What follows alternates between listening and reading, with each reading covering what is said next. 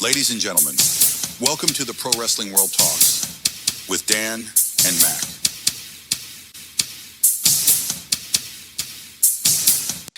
Hello, and welcome to PWW Talks, post-Saturday night's main event, where I warned everybody should have just listened to the show last week and understood that the same criticisms that were being thrown about to WWE is the exact same things that I told you was going to happen. I told you it is not going to be a wrestling-centric show, even though the Bayley Lyra Valkyria match and the tag team match were both very, very good.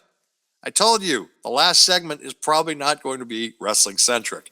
And was it wrestling-centric? It absolutely was not. I am your host, Dan, and I am joined by my best friend for over 20 years and the co-host of this program, Mac. Yeah! Thank you again for coming onto this program to talk about the fact that everybody's mad about something that we already told them that was going to be happening. Listen, when you're right, you're right. And you were right. Both right. I thought the in-ring... both right. I think the in-ring work was good.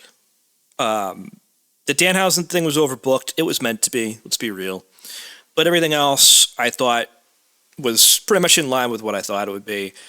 To be fair, and I said this in a group chat with a couple other people. Ooh, red. With the soundbite. I didn't watch the last segment. I did not watch it live. As soon as that tag match was over, I turned it off. Because I immediately knew what it was going to be. And it was pretty much exactly what I thought it would be. Minus the fact that I did not expect Tyrese Halliburton to be there. But still.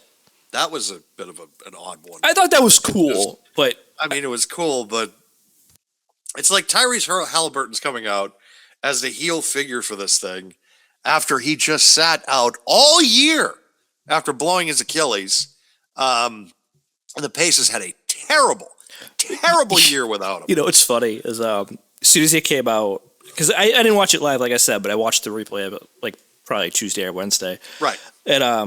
And of course, it was already over, and I knew he didn't, but it was still funny because I'm just sitting there yelling at my TV, "Don't blow an ankle! Don't blow an ankle!" I know. And it's like you got... I don't even like the Pacers, but still, like, it's just, you know. It's just, you couldn't get Wemby. You couldn't get somebody else to come out. Like, because there were so many celebrities in that area, so many sports athletes that could have come out. You couldn't get maybe like Joel Embiid.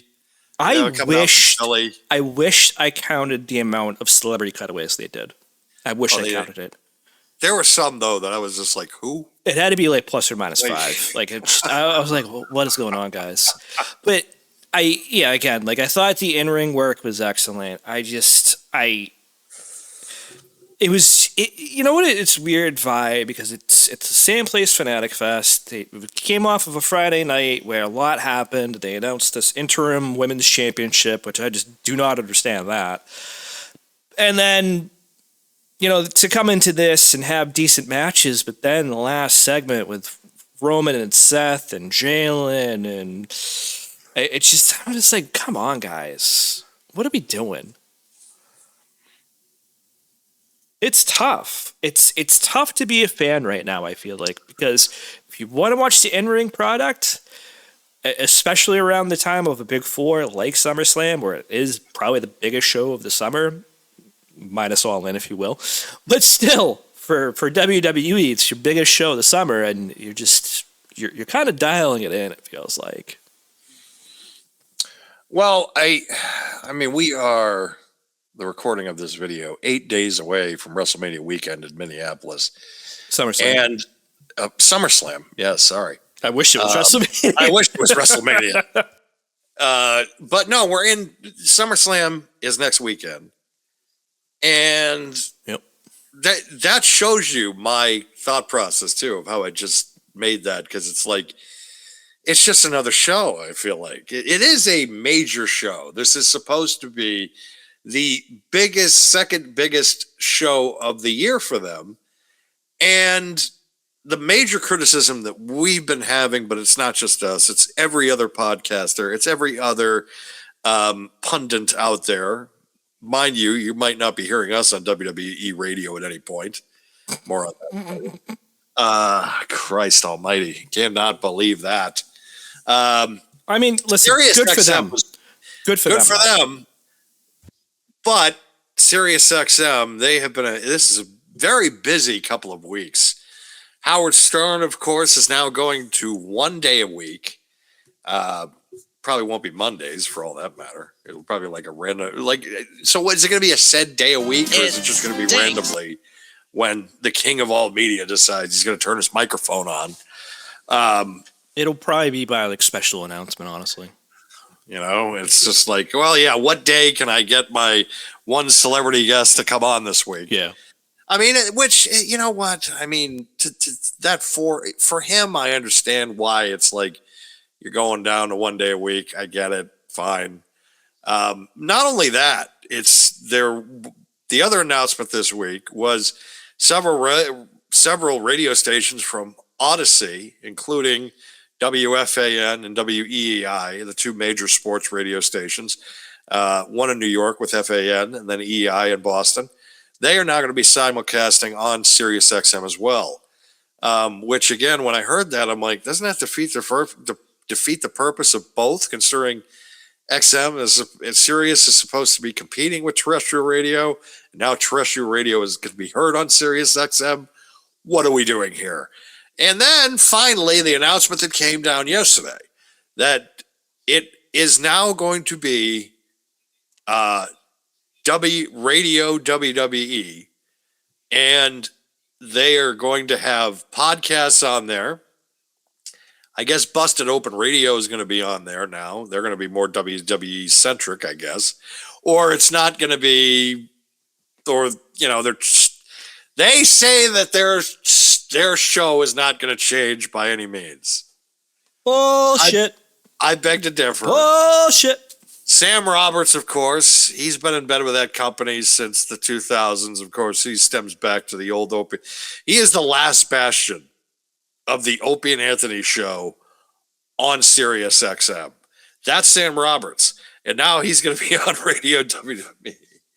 Bitch.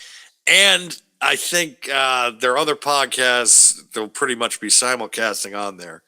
And now the big thing is, too, the PLEs are going to be simulcasted on as well, which, again, I need to repeat this, and I need to make this clear as day to the WWE people. And I'm actually going to pick up my microphone for this, because this is something that needs to be said. And it needs to be said. And you might want to cover yours, my friend. Shit. This is something you should have done 20 years ago, bro!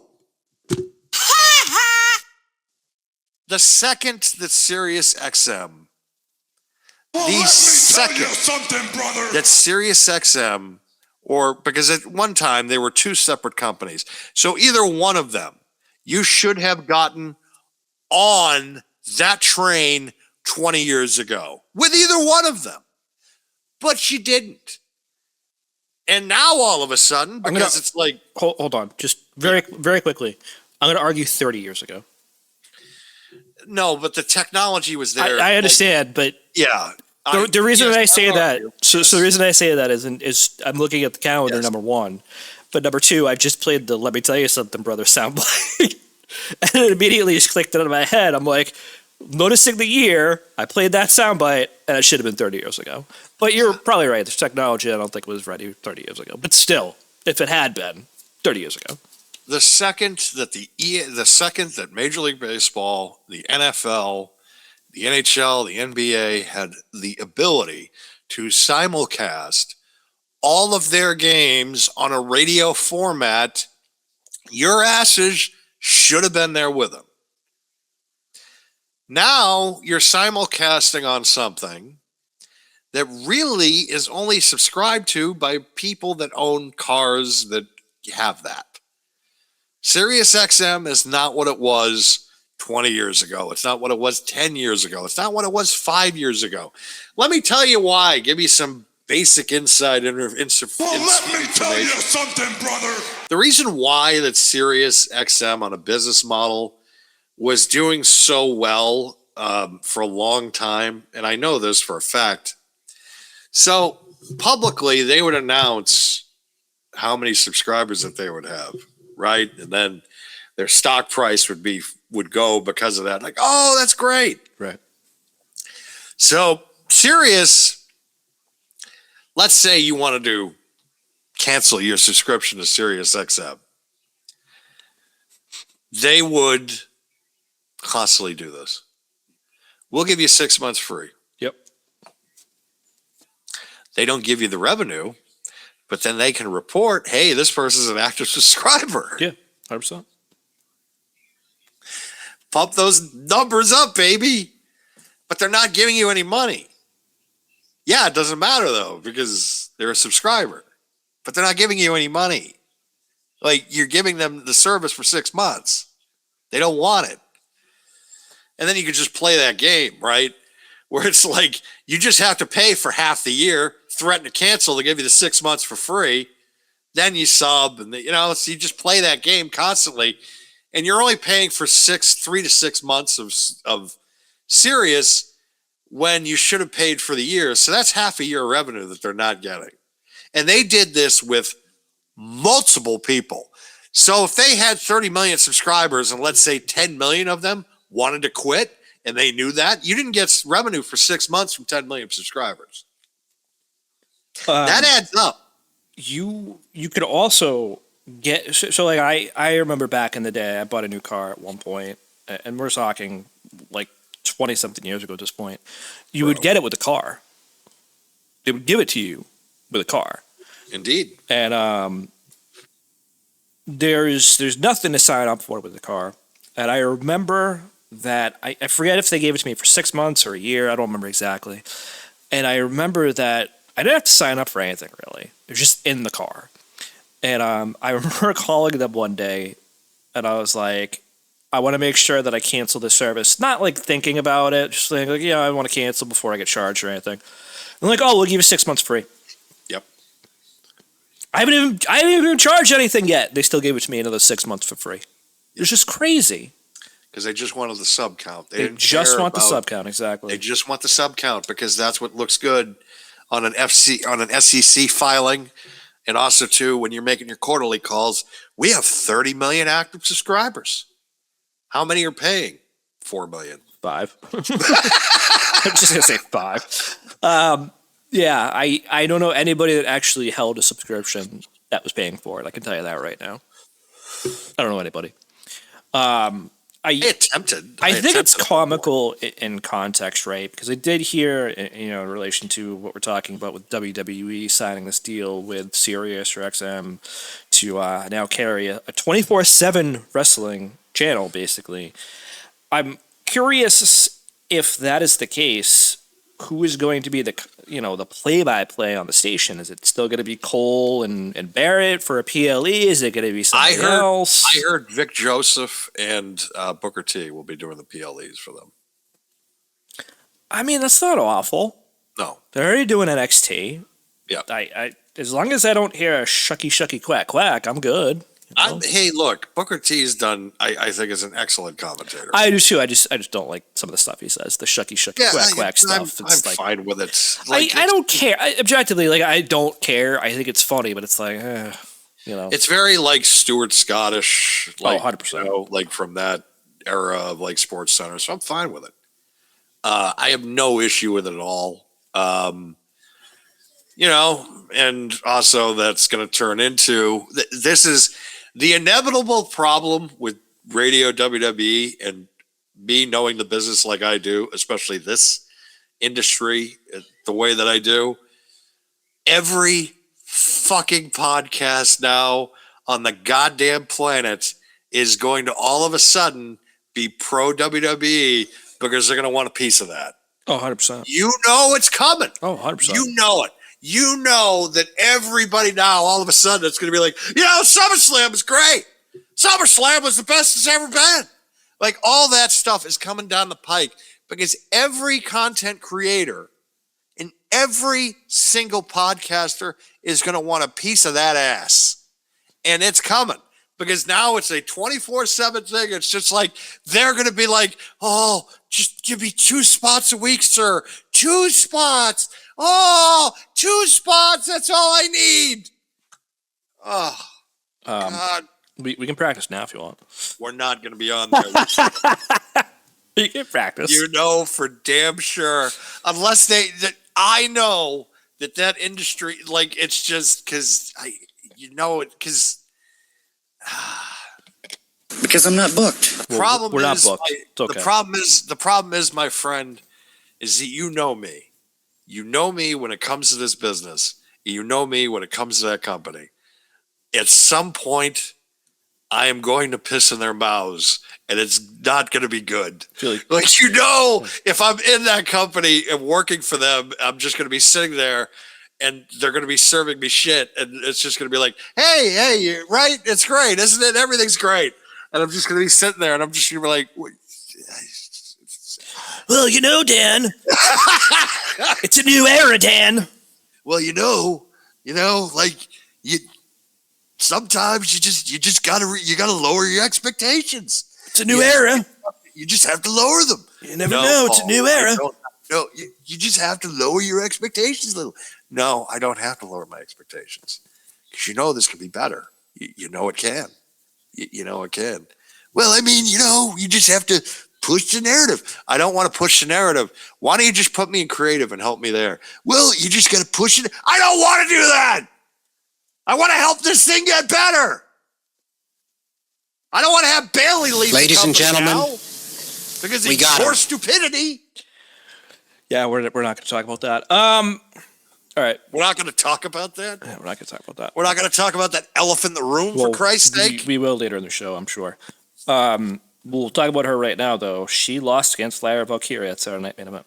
Well, that's why I think it needs to get brought up, because the way that this was booked, it just seems to me that this is either going to go one of two ways. Number one, it's a swerve bro. Or number two, they're writing her off because they feel they're not going to be able to get a deal done. Which, look, if you wanted to retain the services of Bayley, how about you book her on PLEs and put her in programs that actually matter instead of her just being a TV player? We don't know what we don't know. I understand. We don't know if she's already expressed interest in leaving. We don't know if she's wanting to leave because of said booking decisions. We just don't know. I think if this is the way out, you could do worse than her putting over Lyra. But then the question then becomes, did she really put her over, though? Here's my thought process on Lyra. Here's my thing when an outgoing talent is putting over a talent that they perceive. Whenever someone is leaving, or if the perspective of this person is leaving, you want to be able to give the person that is leaving, putting over another talent that you think has the ability, in your opinion, to make as much money or more than the person that's what you're thinking. That's what your thought process is. I'm laughing. And I ask you the question. Okay. I'm asking you the question. Okay. And because I already know my answer. If this is the question I think you're going to ask, I'm going to laugh even more. Go ahead. No. So is the question is, and I'm guessing here that you're going to ask is that talent Lyra Valkyria? Yes. Damn, I'm good. That's why I was laughing, because no, the talent is not like. Listen, exactly. Lyra in the ring. So hold on. Let me clarify my statement real quick. In the ring, Lyra, yes. On the mic, promo skills, overall talent, no. I like Lyra in the ring a lot. She's incredibly talented. Changing her character now, okay. But the way they changed the character, no. And her promo skills still suck. So it's hard for me to say, yeah, let it be Lyra. If you, and the thing is too, it's like, who needs it? Does she need it? To a point, yeah, even though she was Intercontinental Champion. Does Maxine Dupree need it? Maybe, if you're going to feature her more. Does Roxanne need it? kind of, but they've already had that fight. Does maybe JC Jane need it? Yeah. JC Jane needed it. And you just had Fatal Influence win the tag titles 2 matches before this. On the same night. On the same night. Why not have this be JC Jane and have her win and beat Bayley and now elevate her even more? Because JC Jane has the ability, and I'm not disagreeing with that at all. JC Jane has the ability to make as much money or more money than Bayley. 100%. Where Lyra Valkyria does not. She does not. And I'm sure that, and people could sit there and make the criticism. Oh, you got to see how it plays out. Look, we've seen it for over a year. To the naked eye, if you put Lyra Valkyria and a picture of Dakota Kai up against Lyra Valkyria, you will not be able to tell the difference. The same thing if you put Nikki Cross up there. There are several talents that look exactly the same. It's like that on the men's side. It's like that on the women's side. Lyra Valkyria falls under that category. I'm gonna agree to disagree. I'm not gonna say you're wrong. I'm not gonna say you're right. But I think my statement that I said is the most accurate statement I will ever make on this show. In the ring, Lyra Valkyria is incredibly talented. As a promo, she sucks. Yes. She cannot cut a promo. I still have that goddamn one with the sneakers still playing on in my head, like from months ago. Yep. Every time she comes out, it's the same thing with Marina Shafir, that famous "You Don't Know Me" promo with the fucking hat on. I can't take those two seriously after that. That's it. It's over. And the fact that Bayley, that this could be her exit feud, it's like, how do you write off Ricochet? They did it with Bronson Reed, who's already made more money than Ricochet. Well, that's not hard. He's already drawn them more money. He just had to walk out the door. He literally walked out one day and found a dime, and they were like, "Hey, you found a dime. You drew more money than Ricochet." That's the way that they look at Braun Breaker. So it's like, that made sense. Where you look at this, and I think, it's like another betrayed friend. Oh, we haven't done this before with her. Jesus Christ. You did it with Io Sky. You couldn't put her with Liv Morgan. We haven't seen that. Liv Morgan versus Bayley, or we haven't seen Liv Morgan really, period, except for exactly. segments. Exactly. But, because there's all this criticism that's been thrown against Liv. Like the wrestling fan base. Hold on. I'm gonna squash that now because I did this last week with other talent. I don't remember who, but I'll say it again for Liv Morgan. Liv's not the booker. No, she's not booking. Liv's not the booker. It's not her fault that the reign has been mid, or it's been non-existent. Not her fault. I feel like Liv has done everything she could to stay relevant, and I think it sucks, but. Again, she's not the booker. Except that song, but yeah. That song, it does not exist in my lexicon right now. You're going into SummerSlam, and it's just like, I'm in a program with Io Sky that you're probably going to win because they keep booking this angle with the leg. It's like, obviously it's going to come into play in this freaking matchup. I'm going to suspend my disbelief, and I'm also going to suspend what I think right now and save it for next week, because we got to preview that show next week anyways. That's true, we do. But yeah, earlier the night, opening match was women's tag team title match. Paige and Brie Bella against Fatal Influence. I am very happy that I was right that they finally decided to pull the trigger on this. Yes, I am happy that they did pull the trigger on this, but my problem also with this is I never stop doing German suplexes to Paige because they're going to give me a heart attack. I know. Every single time. I'm like, because it's just. I think she gave one too at one point, though. I know. But it's just her her taking one, I'm like, No, I agree. Her taking one should not happen. and I understand you're trying to be a team player, and that is a common move now. But at the same time, like, just for your health and mine, because it's like the thing with me is with Paige is like I've always had like a soft spot for her, and it's almost like, but now it's like I have the soft spot of just like being like a protector. That's how I was in AEW with her. I'm just like, I don't want to see, don't do that. And that's kind of where I'm at now, where it's just like I see her take spots. I'm like, no. Because the last thing I want to do is for an injury. Because the last thing I want for her to do is go through another injury or like be permanently injured, where it's like it's going to affect her quality of life. And that's what I feel like sometimes with her injuries that she's dealing with. And I know people are just like, well, Nikki Bella has the same problems. I feel like that's not really entirely true. She does have problems, but I don't think they're the same degree of problems. Well, the neck problems, yes. Yeah, but I still don't. Not to the extent. Yeah, 100%. That's what I was about to say. Not to the extent.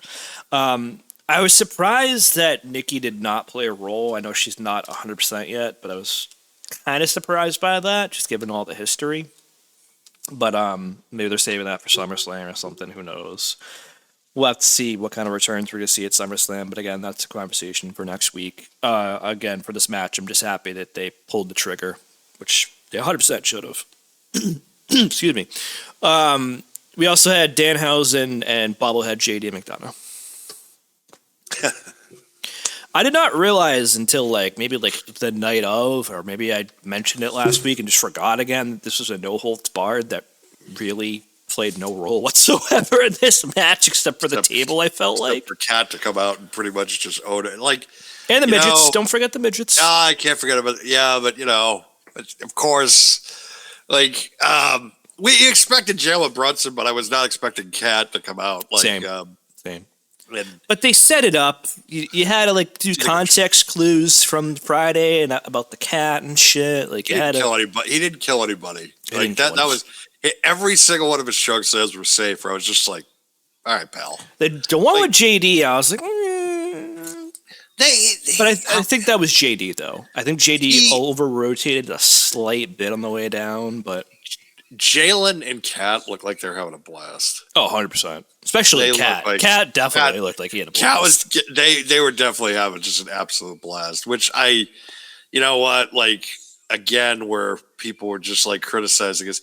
And I think the majority of the audience that were criticizing this was probably non-New York sports fans, which folks, give it a rest. It's their celebration. Give it a rest. Being from this area, not from New York, but being from Boston, I have seen championships that have shaped an entire generation. An entire city is it's just when the Red Sox won, it was just like a religious experience.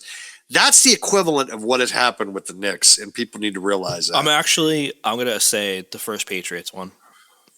That's what. Yeah, that was up there too. I'm saying I would equate that to this, right? The first Patriots win in the Super Bowl against 2026 Knicks. I think it's literally the same thing.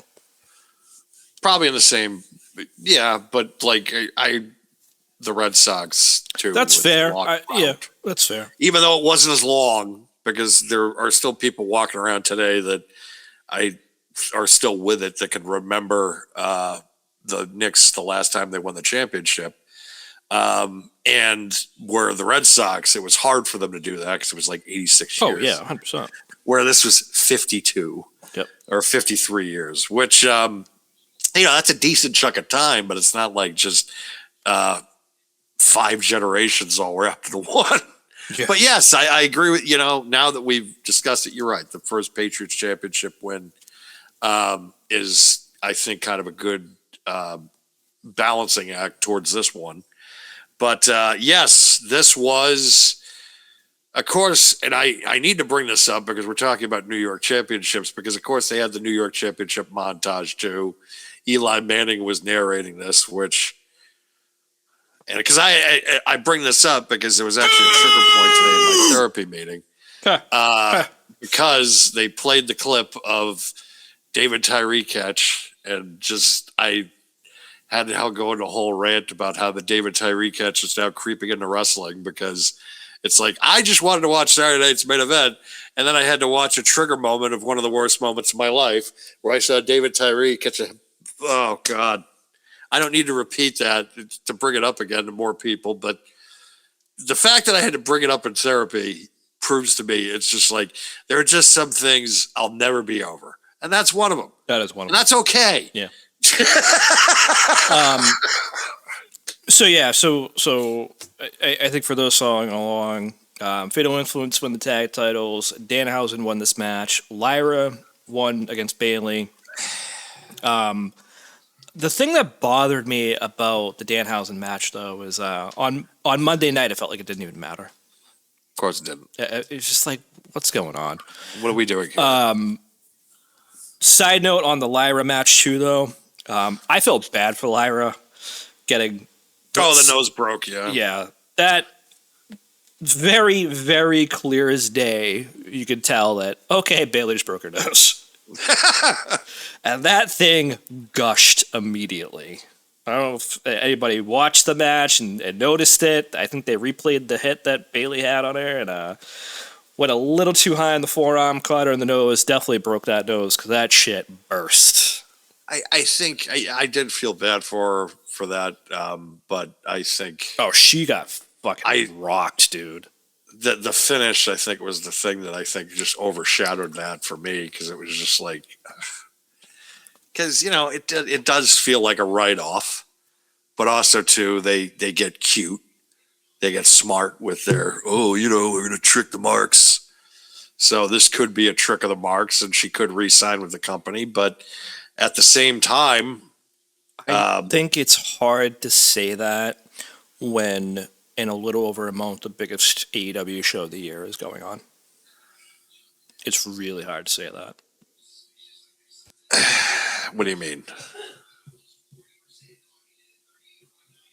Unless they're giving her time off to go watch her friend, it's kind of hard to say that for me. But there are a lot of notes on those two matches. I would definitely agree. But the last match also had a lot of notes, and it was Cody Rhodes and CM Punk defeating Gunther and Sami Zayn. This is really good. I agree. I thought this was incredibly well done. Really, really good. Of course, too, you're talking about four guys that are really, really good. But at the same time, when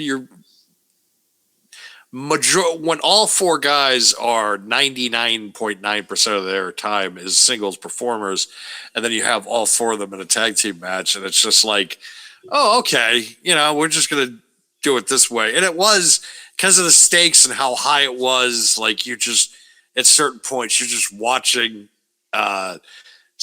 all four guys had reasons to stop for the other stakes involved. Like, it's just like, one team, I want to keep this one-on-one, and then the other team is just like, I want to get in and make this a four-way. Well, technically it would be 5 because Nick Aldis cost Gunther and Sammy the match, and more specifically Gunther, and now they will face off, Gunther and Nick Aldis, at SummerSlam. Yeah, because apparently the narrative from WWE is that they want to remind people that Nick Aldis is a wrestler. It's like, why? I think it's also they want to see how over he can get. And maybe he wants to see the same and then determine if there is a actual wrestling run left. Which, not for nothing, good for Nick Aldis. Dude was a champion in multiple promotions, for those that didn't know. Before he came to WWE, he was NWA champion. I'm pretty sure he was Ring of Honor champion. I'm pretty sure he was a champion. TNA champion. Yep. I'm pretty sure he was... Magnus! Yep. Pretty sure IWGP as well. If he not, he spent time over there. So, I mean, listen. No, he did, but I don't think he was IWGP champion. I don't think he was either, but I think he was a champion of some kind over there. I do not want to understate the Aldis Crusade as the NWA champion, because this needs to be the importance and the respect that needs to be thrown at Nick Aldis for his NWA championship reign needs to be put out there, and it needs to be put out there publicly. It does not get talked about enough. He does not get enough credit Not at for all. the run that he got for that. Billy Corgan and him worked very, very hard to get that championship back to a really credible status, which is where it was at for a couple of years there. Yeah. I think it was over 1,000 days. He was, but he did a hell of a job with that title. And Billy decided he wanted to chase the clout and undid all of the work that Nick did and put the belt on Titus. Yeah. Which I saw how that went. Yeah. So still bothers me to this day. So- like, it's just Nick Aldis was NWA champion for 1,043 days. The Yes. last time he dropped the belt, ironically enough, was to Cody Rhodes. yes, he dropped it to Cody Rhodes at All In. Yep. Ironically enough. The most which he's already stated is probably the most important night of his career. Oh, he loves Cody. Yeah, He does. absolutely loves Cody. So that's why seeing the dynamic they have on TV always makes me crack up a little bit. But it's just, yeah, Nick Aldis was an incredible talent. For those that don't know, he's also married to the lovely Nikki James. And I am 100% happy that Nick Aldis is getting a shot to be in a WWE ring at SummerSlam. Me too. I know there's people that have not followed Nick's career that are like, oh, it's just the GM. It's like, he's so much more than just the GM of SmackDown. No, So much more. no. So I hope this goes well, but we'll have to see. And again, we'll talk more about that next week. But might as well talk a little bit further about the main event segment, as it were. The main event segment of Jalen Brunson, Roman good Reigns, Lord. Seth Rollins, and Tyrese Halliburton. Well, I did not enjoy the little fucking 2-minute walk up that he had to like I'm just sitting there and I'm like, is this necessary? Like, he's just walking through the halls of Madison Square Garden. It's just like, do we really need like a build up anticipation here? Like this little. So again, I did not like, watch it live, so I didn't know that. I didn't know There was that like he this had like such a build up. 2-minute.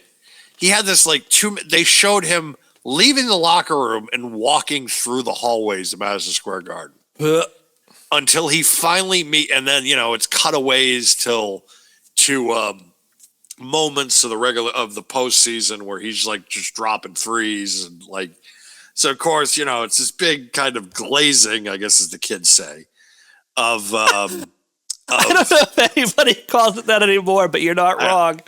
You're not wrong. Of Jalen Brunson and his Knicks, of this incredible run that they just came off of. But it's just, you're watching this on WWE, so I can understand. But again, I fucking told you all what is going to happen on Saturday night's main event. I said this is going to be a entertainment and sports centric night show. If you were there for wrestling, do something else. Watch Collision. So let me That's ask, what you should have done. let me ask you a quick Because question. I told you. Let me ask you a quick question then. Given that statement and given what we've talked about already so far with the 4 matches that they had on the card, Yes. would you have preferred this to go first or last? No, it had to go last. I don't disagree, but I think It had to go I last. think I would have preferred it first. I don't disagree understand with that, you. but- I don't disagree at all. So hold on. I don't disagree with your statement at all. And I do think it did have to go last. But I felt that your matches were good enough to stand on themselves. They could have, yes. And for me, if I'm, and again, this is exactly what happened, right? I'm a wrestling fan. I like to watch the matches. Yes, I enjoy the storylines too. Don't get me wrong, but I enjoy the matches. That's wrestling. It detracted Yes. from the show to the point that I just turned it off. But the moment that they wanted was the moment that was going to be the moment Quote unquote main that was event. captured. Well, yes, it was the main event, but the moment that all they cared about at the end of the night was Jalen Brunson holding the the World Heavyweight Championship, the Custom Championship belt that he had, and then Roman Reigns Championship belt, and then Roman Reigns carrying the Larry O'Brien trophy. Right. That's all they gave a shit about at the end of the night was Roman Reigns, the number one professional wrestler in the world as far as marketability, as far as popularity, and as far as visibility, holding the Larry O'Brien trophy, the signification of the number one team in the National Basketball Association, the NBA championship trophy that is in the hallowed grounds of Madison Square Garden. That is all they cared about. They cared about Roman Reigns holding the championship and that image being on every single news article, news outlet, paper, whatever you call it. That was the headline. That was the picture that they wanted out there. That was actually at one point I texted the PWW department head chat and I just said, might as well just put this as the cover photo.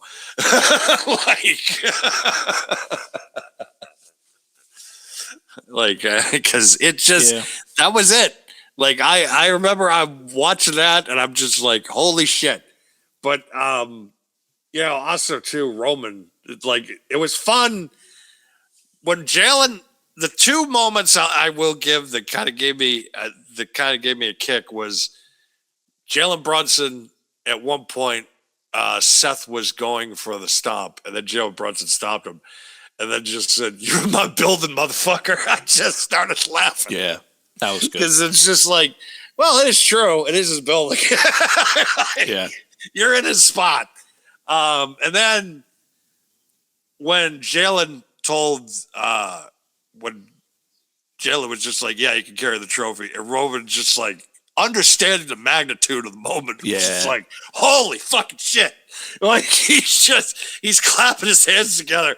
But in his mind, he's just like, oh God, it's the fucking because that's everybody at that point. It's like you're in Madison Square Garden and you're holding the NBA championship trophy in Madison Square Garden. Like your mind at that point is just like, holy fucking shit.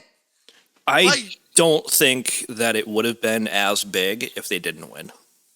Well, no. It would have been big, don't get me wrong, but not as big. But I knew when they won the championship, but I was like, oh fuck, that Madison Square Garden show is gonna be massive. Yep. Just the magnitude of it, because it's just when Roman picked the trophy up, I was just like, he was all of us when he's just, holy shit.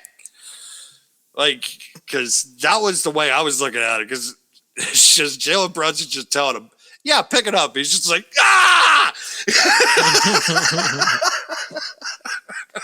I did think it was hilarious when Halliburton came out, though.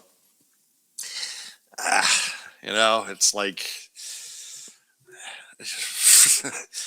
I felt like Trae Young probably would have been a better idea, just because it's just like, at least he played this year. Yeah, that's where it was true. like Trae Halliburton's just like, I'm not surprised they were, but awful. I'm just not surprised because Halliburton's a huge fan. He's been at a number of their shows, so it's an easy plan for him, But he's also a character in 2K this year again. So yeah, that's true too. So,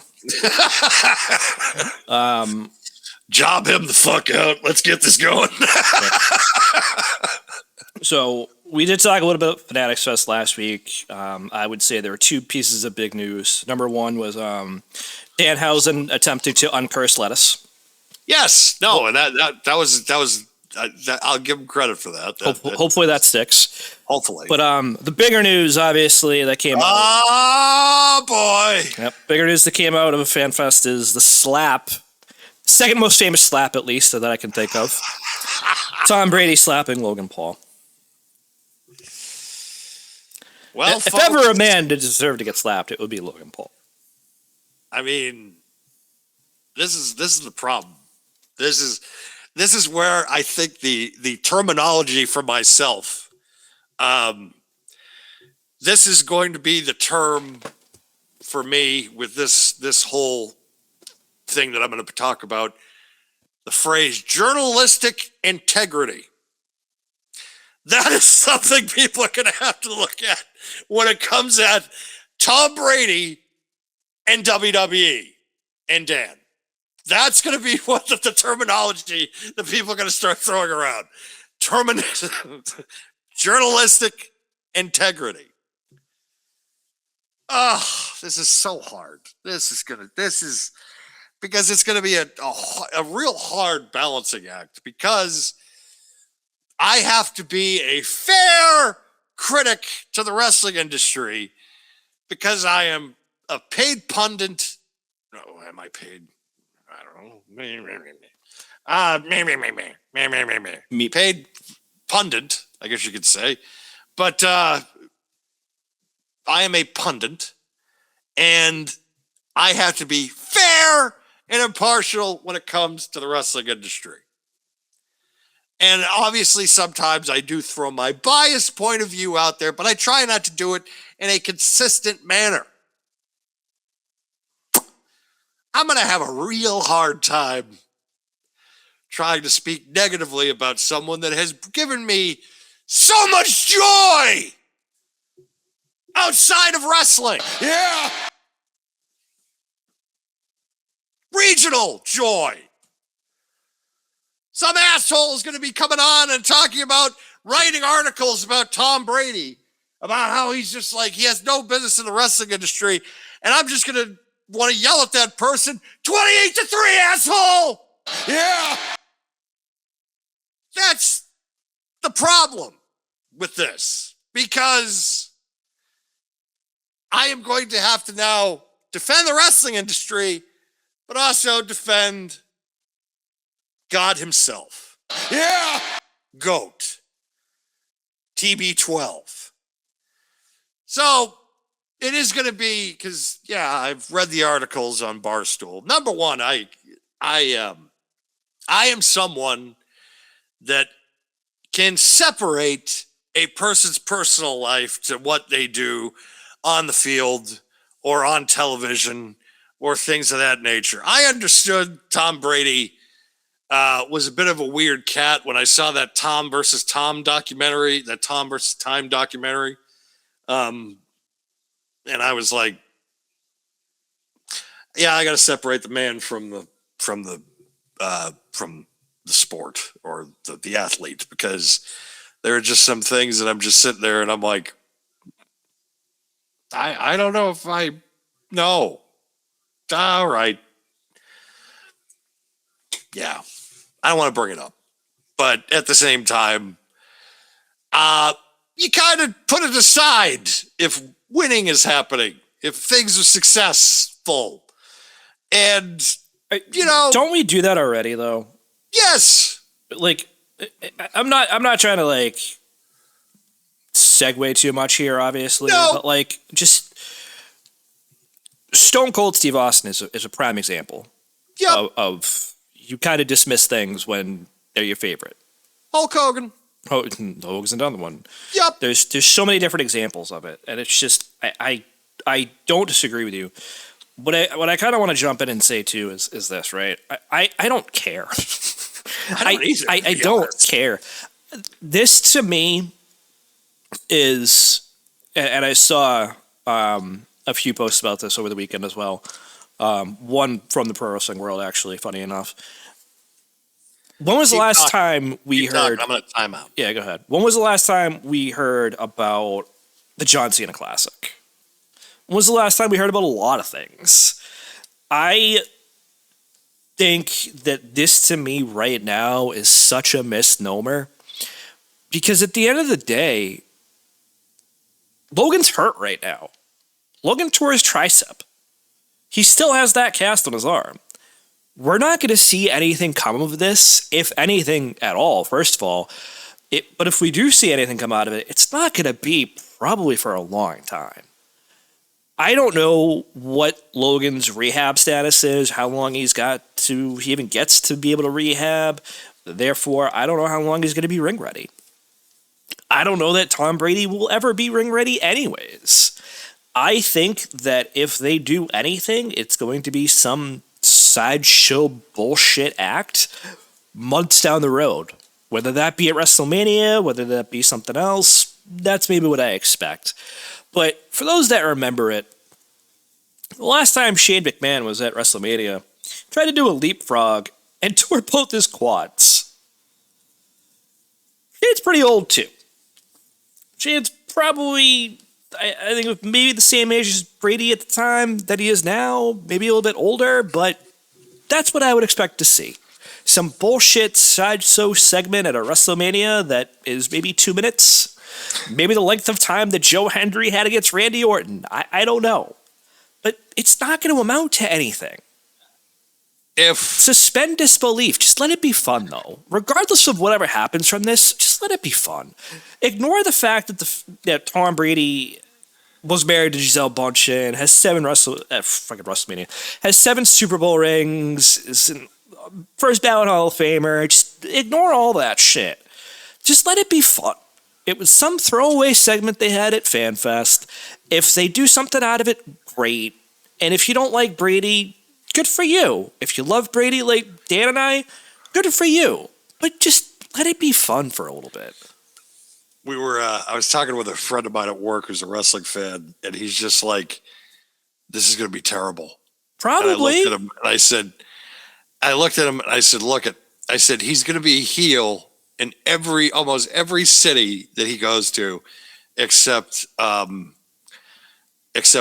Boston, Rhode Island, like New Hampshire, and if he goes to Tampa. I said, every other city, he's going to get killed. So I said, he goes to New York, they're going to boo him. I said, he goes to Buffalo, they're really going to kill. I said, they'll probably kill him. But who do you hate more, him or Logan Paul? That's the thing. No, they hate Brady more. You know why they hate Brady more? Because he beat their teams. I agree, but I also think that it's context, right? Like people, you could say the same thing about Gronk. People loved him in the ring, even though he was only there for a cup of coffee too. It's Gronk though, and I get that, but let Tom Brady wrestle and eat his avocado ice cream. Jesus. I think Tom is going to go a full-blown match. It's not going to be 2 minutes. Nah, I don't think so. I think it's going to be. This is so hold on real quick. Let me say the statement real quick. Okay. If they're going to do anything with Tom Brady, it should be exactly what they did with Jelly Roll. It should be a tag match. It has to be so it's either going to be a tag match or he's going to try to do 15-20. He is going to try. He is going to. This is. I'm you know the person we're talking about here. Yeah, let him eat his avocado. You know the person we're talking about here. Let him eat his avocado ice cream. That's all I'm going to say. No, I know that, but I'm just saying that, like, he is going to, in my opinion, if it's not a tag team match, he is going to want to try to do a 15 to 20 minute match. I don't. He's not going to want to do 2 minutes. He's going to want to do something that, like, he's going to want to do something of value because, you know, like, he's going to try a Canadian Destroyer. I'm going to hate him for it.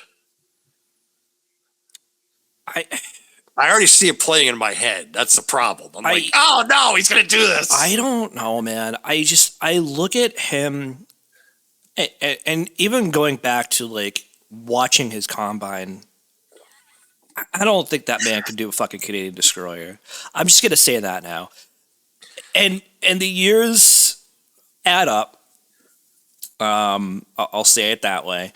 He's older now, and I do not think that his agility is any better than it was when he was in college. I just go watch his combine, guys. Just please. He is not the most athletic guy out there. Probably why he was drafted in the fucking 6th round. Just fucking saying. Leapfrog. What the hell? I don't even know if he could do that. And like I made the Shane McMahon reference earlier, tried to do a leapfrog and tore both his fucking quads, just like his dad. Just, it's not going to go the way he thinks it's going to go. And listen, that's not to say that he is not talented outside of the ring. He's a great sportscaster now. He was obviously a great professional football athlete, but football and wrestling are not the same thing. Just because you can take a hit in full pads does not mean you can do a leapfrog. Does not mean a lot of things. But yeah, I'm going to leave it there. This means this is going to be the second. This is because LT's already wrestled. So this means this is another one that Belichick's coached that's the best in his position that's going to be performing. We say performing in a very different terms, I feel like. What the fuck? I don't think this is going to go well. That's all I'm going to say. And listen, I already said it. I don't think this is going to be something that's going to happen overnight. Logan Paul is still obviously injured. We don't know his timetable for a return. WrestleMania for Saudi next year. It's going to be Tom Brady versus Roman Reigns. Please die in a fire. Hey. Oh, okay. I wasn't looking at the camera when you said that. But yeah, did you know we also have a pay-per-view this weekend? I did not know. What is it called? B Show? Probably like D plus show, actually. AEW B-Sides coming this weekend. The fact that they're charging $50 for the show Quebec is astounding to me. Who's your championship match? Kevin Knight. What? Well, You're charging money for this? So I did not realize, because I was looking at the logo, I was like, where is this? New Orleans? It's actually the Bell Center in Quebec. Oh my God. Which could hold over 20,000 people for an NHL show. So I don't think they're going to sell 21,000 tickets, though. Probably not. So yeah, this is going to be... To be fair, they have sold 3,000 tickets for Wembley since the switch from MJF to Ospreay. So, Shocking. Hey, wait a minute. That means guess who was right again this week? Hi! Yeah. We were right again! Who didn't see that coming a mile away? We were right again! Yep. So I did not pull any of the cards. We're just going to go through the card very quickly. I'm going to read it off of Wikipedia. I'm going to go bottom to top because if you look at then, I'll probably mix it up a little bit. Because if you look at the card on Wiki, at the time of recording this, it is all over the place. So starting from the bottom, going up, Bang Bang Gang, Jay White and Juice Robinson versus the Dogs, David Finlay and Clark Connors, double chain tag team match. Okay, that sounds interesting. A 6-way ladder match to determine the number one contender for the AEW International Championship. Jack Perry, the Beast Mortis, Commander, Speedball Mike Bayley, Nick Wayne, and El Colon. AEW TBS Championship match. Hikaru Shida versus Maya World. That actually sounds good. That is a good match. Tag team match. The Death Riders, John Moxley and Will Ospreay versus the Young Bucks, Matt and Nick. That makes sense. Yeah. AEW World Tag Team Championship match. Cope and Christian versus the Death Riders. Again, but different pairing. Claudio and Pac. AEW International Championship match where everyone is banned by ringside. Kyle Fletcher defends against Bandito. Okay. No holds barred match.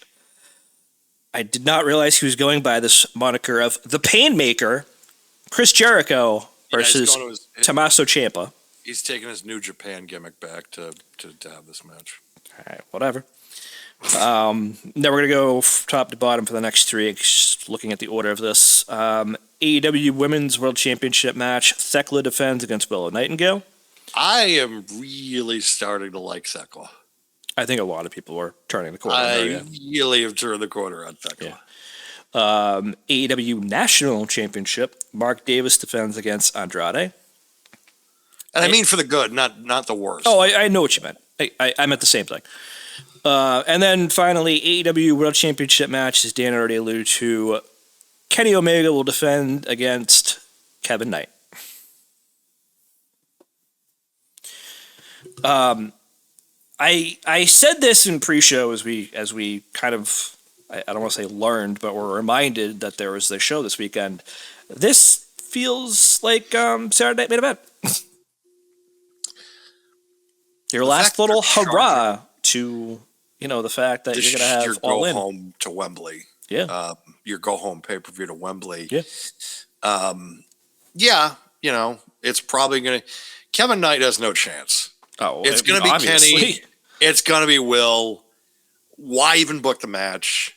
Plus you're taking the chances that Kenny's going to get hurt in this thing, Or Will, because Will's in the tag Will. match. Yeah, but at least the stakes with the tag match is, though, it's like you don't have to go full board in a tag match. He's also what working I mean? with 3 other guys that are going to protect him.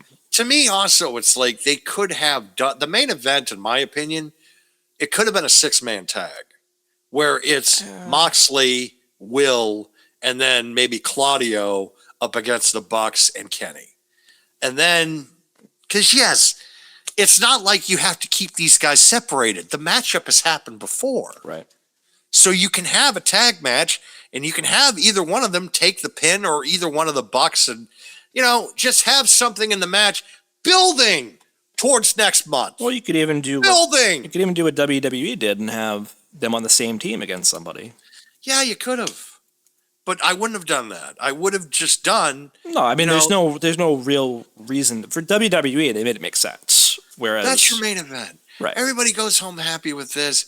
Everybody gets to see Ospreay. You have all the top guys in the top match.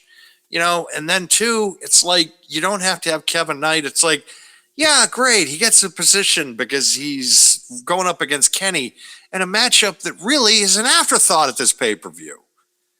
Like, that's my problem with this. You don't book matches sometimes as afterthoughts. And Kenny Omega, especially the World Heavyweight title, because he has a consistency of doing this sometimes where it's like he has the World Championship up against the World Champion sometimes against guys that he's going to beat. Yep. What he's going to beat. There's no predictability in that. And it's almost like you're demeaning the championship before All In. I don't know.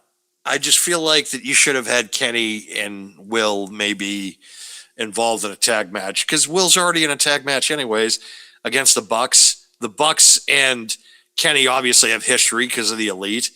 And then, of course, you have Will running around with the Death Riders. Stupid name. For a second there, I was ready to call them the Aces and Eights. I would have maybe gone with the Wolfpack, but yeah. So I was actually just looking up Thekla, and according to her Wikipedia page, funny enough, guess who one of her trainers was? Gunther? No, funny, but no. Who? Io's sister, Mio. Oh, that's great. Yeah. I like anybody that uses was Uh-oh. I think you're lagging. Lagging. You were. I was? Yes. Darn it. What were you saying, though? You like anybody that what? I said, and I like anybody that says things like, I wasn't fired from Stardom. A couple seconds later. Okay, I was fired by Stardom. Yeah. That was funny. But, yeah, overall, this... And I made the comparison that this is their Saturday Night Main Event, and it really does feel that way, despite having more matches. It feels like an attempt to go home as a pay-per-view to your next big show, which obviously, as we know, is their biggest show of the year. It's All In. Right. It's just, I don't... All these matches, will probably be good. Don't get me wrong. Thekla, Willow, Kenny, and Kevin Knight. I don't know what he's going to get out of Kevin Knight, but it'll probably be good because it's Kenny Omega. Jericho and Ciampa, okay. I'm not going to be blown away by it probably, but there's no holds barred, so cool. Fletcher and Bandito will be fun. Cope and Christian, or Cage and Cope, if you will, versus Claudio and Pac. That'll probably be good. I don't need Moxley and Will against the Young Bucks. It'll be a good match, though, but I don't need it when next month it's Kenny and Will. Yeah. Hikaru Shida in my world, that'll be good. The ladder match seems a little. I don't know, like, why bother, honestly? do you really need that? Why do we need a ladder match for the international championship? Can't you just do this It's on no, weekly but TV? hold on. It's not even for the international championship. It's to determine the number one contender. It's not even for the belt. It's just a number one contender match. Yeah, number one contenders matches should be on TV. They should never be on pay-per-view. but it's a ladder match. You're filling, but you're not. You're filling airtime for the pay-per-view for the sake of do it on TV. I agree. 100%. Don't pad the pay-per-view out enough. You already got pay-per-view issues. It's enough with time and people complaining about, like, especially it's a Sunday. I understand it's not a school night because it's the summer, but why have the show go to 1 o'clock in the morning every time? Yeah, it's unnecessary. The double chain tag match I just sounds confusing. I don't. What is this, like a strap match? But it's a chain Sounds and they're like all a chained dog collar together. match. Sounds Yeah, like a dog that's collar. what I'm saying. Like it. So what do you chain all four of them together? Like, it sounds weird. It's just, at the end of the day, like, I get it, and you're probably contractually obligated to do a number of PLEs a year or pay-per-views a year, if you will. This isn't gonna do much. And I know there's just people that are gonna disagree with me, and listen, that's fine. I'm fine with that. Good for you. You don't have to agree with us or with me or with Dan or whatever, but, like, they're dialing this in. Let's be real. This is a means to an end to get to next month. I don't know if it's contractually obligated because now I think they it's are like, now. I mean, To a point, right? to a point, but like, yeah, this is something that could have just been like, oh, this is a Max. This is an email. This is an HBO Max exclusive or something like that. It's an email. Like this is it's a B show. It's a B pay-per-view. It's just you had everything set up, and now with some of these, he said this recently. He's just like, well, I do a lot of these free pay-per-view these free TV matches too, because a lot of people can't afford the pay-per-view match. It's just like, so pretty much you're just saying, it's just like, hey, if you can skip the pay-per-views if you need to. Don't worry about it. We'll just book something fun on TV soon enough. So you're demeaning your championship because you're having it hot potatoed more on free TV than you'd like to. Because you think about it, Darby lost the title on free TV. Darby beat MJF on free TV. Kenny beat MJF on free TV. That's 2 world championship matches, 2 world championship title changes on free TV in like 6 months. It's kind of a problem.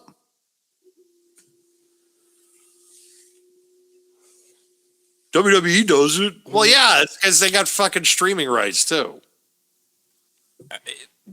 I don't even consider WWE free TV anymore anyways. No. Maybe USA to a point, but after that, they're on Netflix, they're on, ESPN. Is it really free TV anymore?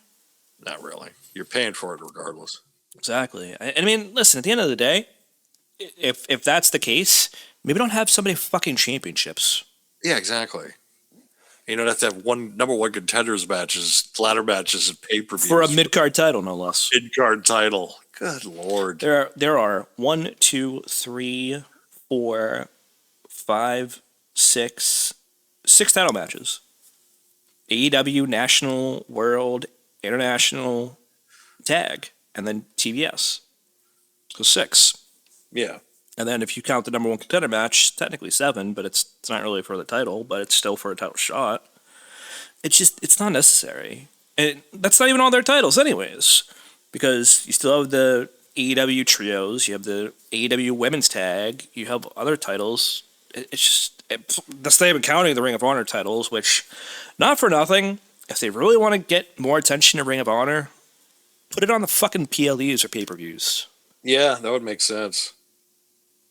Like, why is Athena not defending her title on a pay-per-view?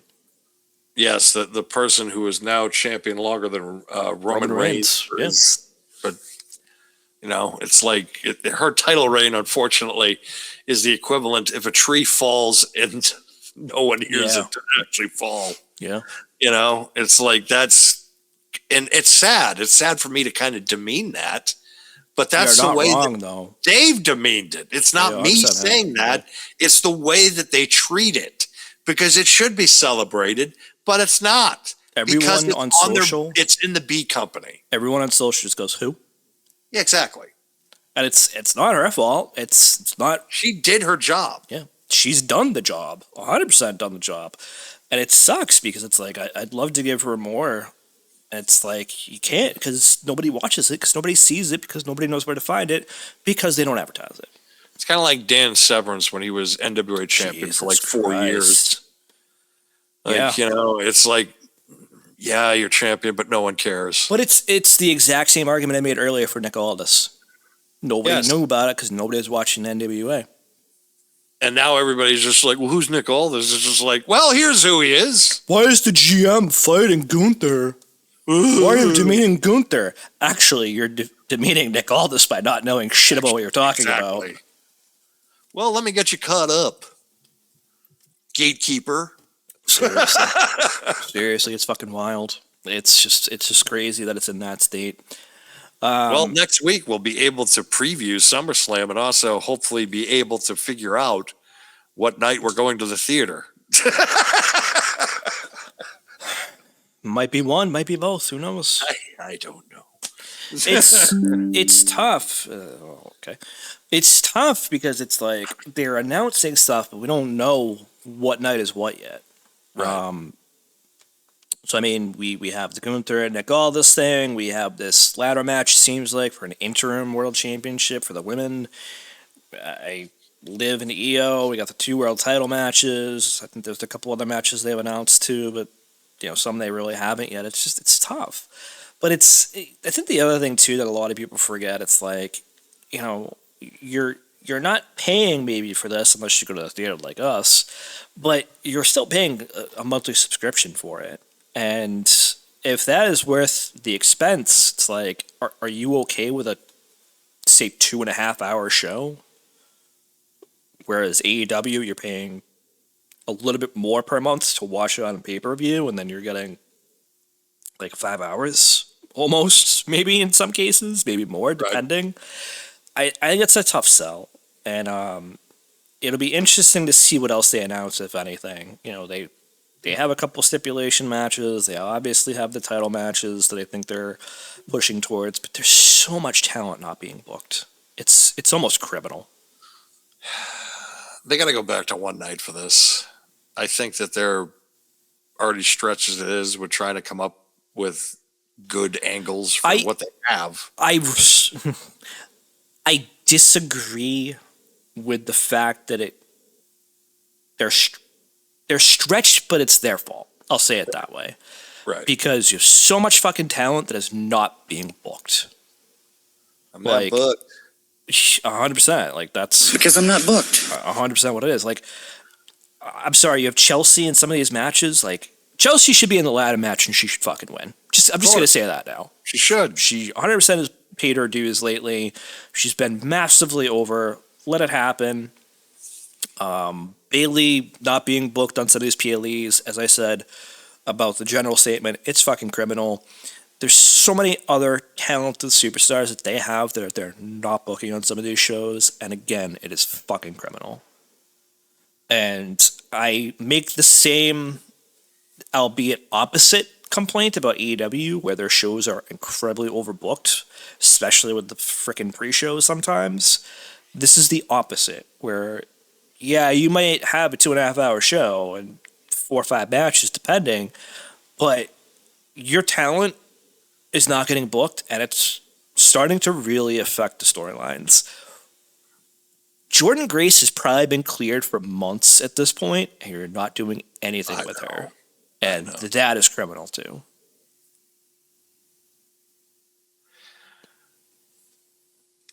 It's so many talent that I want to be able, and the problem that I have is that I've been around and been a fan when this industry had nobody. Like their mid card was nothing, less than nothing. The mid card was Ricochet. And well, no, it was just No, even I'm going kidding. back, I'm kidding. Yeah. even going back to like 20 years ago, like when you're seeing, when Undertaker and John Cena are like at the top of the card, and then you got like Luther Reigns and Orlando Jordan in your mid card. Like it was bad.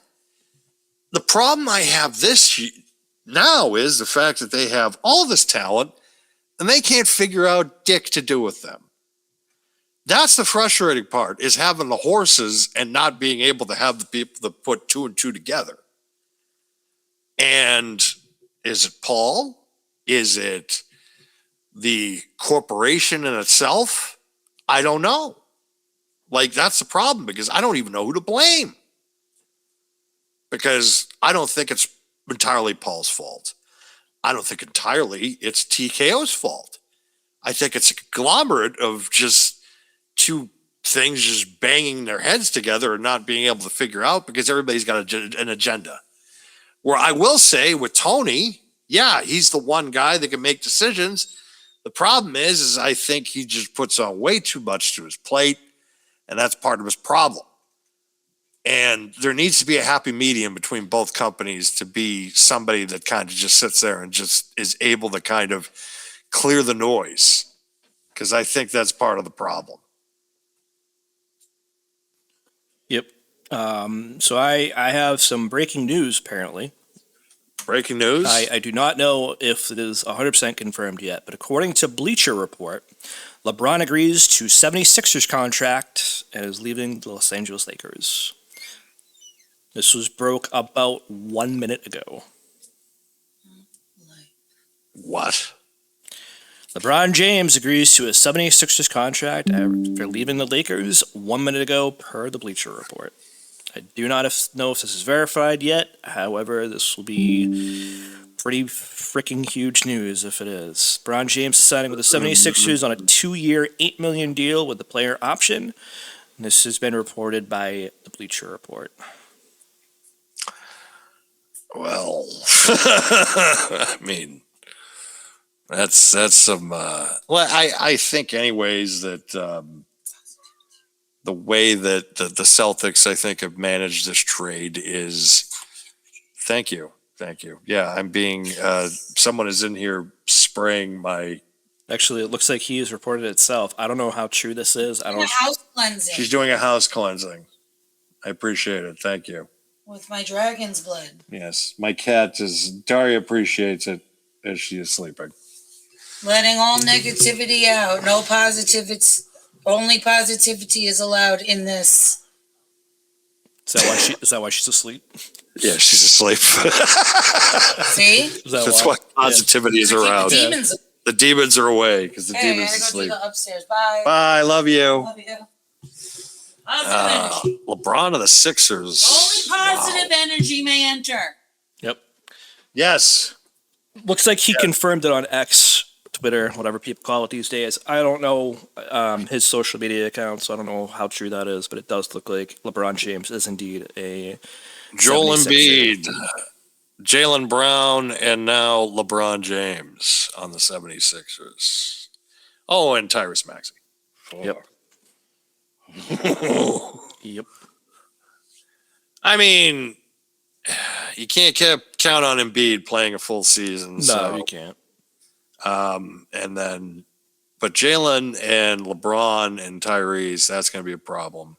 Yeah. But I think, but again, this is only for the short term, because the problem with LeBron's production is you don't know when the cliff's going to come.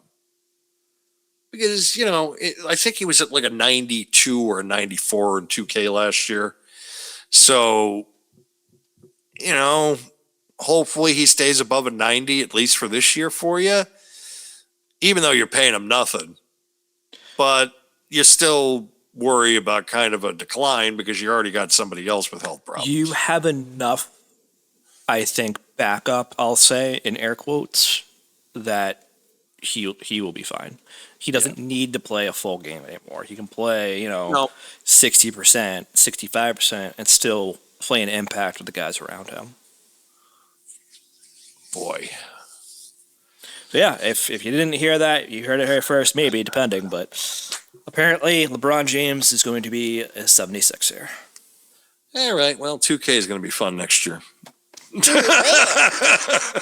Oh, please. He's already on your Celtics team anyways. Who cares? Fuck no. I haven't had him on my team for years. Really? No. Huh. Interesting. No. I mostly played with Durant. That's fair. Because Durant is actually a better player in 2K than LeBron, because even though LeBron, you can put him at point guard and it would work out. But usually at point guard, I'll have a defender, because I usually have Shaq at my center. Then power forward, I'll have Larry Bird. Durant at small forward, and then shooting guard, it's Michael Jordan. So I'll give up kind of a scoring point guard and just have a defender and a playmaker. So that way I have 4 elite scorers. That's my strategy, at least. Yeah. So yeah, I have not played with I have not had LeBron on my team in many years. That's funny. All right. But it'll be interesting, especially if the news is true, which it looks like it is. Sure will. It'll definitely be interesting. And way to go, Celtics! Way to go. Yeah, way to just hand him a championship, I feel like. Yep. But who knows? I wonder if he would have gone otherwise. I wonder if they would have traded him otherwise. If they knew LeBron would end up there anyways. Or if he would have stayed and forced to trade regardless. I mean, there are rumors the Celtics are also planning on trying to go and get Jokic at some point. So I don't think they're gonna get him. I don't know. I mean, they're gonna have to sweeten the deal a lot at this point. I feel like they actually get him, but who knows? They got. I think free agent. I think their logic is free agency. At some point, they'll be able to get somebody to kind of pair with. Maybe. Maybe. Yeah, because I don't think that they felt like that Brown was worth max money, which I don't think Jaylen Brown is worth max Shit, he money. wasn't. I could have told them that when they did the contract deal. I was like, why are you giving this guy a supermax? Analytically, people, the Boston Celtics are a better player, a better team when Jaylen Brown is not on the floor. But when the other guy was hurt, he was a good star player. Just look at the analytics, folks. It's not me. It's just the facts. And the facts are undisputed. On that note, folks, LeBron to the Sixers. Next week, we will be back to preview SummerSlam and hopefully have a figuration of which night's going to be getting which. So that way we can figure out what nights we will be attending or nights we will not be attending the theater. Who knows? Because somebody mentioned to me, they're just like, yeah, you do have kind of a new venue. You can have it if you host it if you wanted to. It's like, yeah, that's true. No, it's true. Yeah, I don't know yet. But we will be back next week to preview SummerSlam and also talk about if anything major happens at Redemption, even though I kind of think that's a little... I don't think that's going to be happening. Probably not. Probably not. Probably not anything major. But who knows? So on that note, everybody, we will see you all next week. Have a great weekend, and we will be back next week. Bye!